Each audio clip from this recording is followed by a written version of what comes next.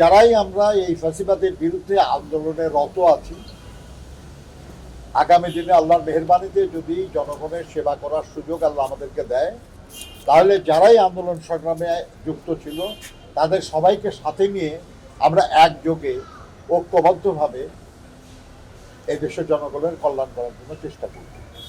কাজেই এক ধরনের যোগ তো হয়েই আছে আমাদের মধ্যে।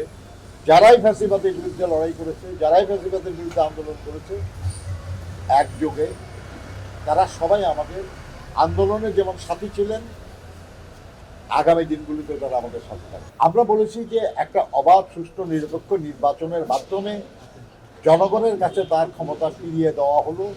আমাদের এই সারা সময়টা, যে 16 বছর, বিশেষ করে জুলাই আগস্টের যে ছাত্র শ্রমিক গণঅভ্যুত্থান, তার আকাঙ্ক্ষা, সেই আকাঙ্ক্ষা পূরণের জন্য একটা জাতীয় নির্বাচন এবং জনগণের হাতে ক্ষমতা ফিরিয়ে দেওয়াটা জরুরি।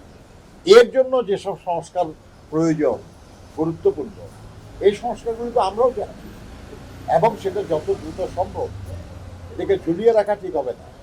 এটা সংস্কারগুলির পরে একটা নির্বাচন আয়োজন করা, এবং খেলাফত মজলিসের পক্ষ থেকে বলা হয়েছে যে এই কাজটা করার জন্য এই বছরের বেশি সময় লাগার কোনো দরকার নেই।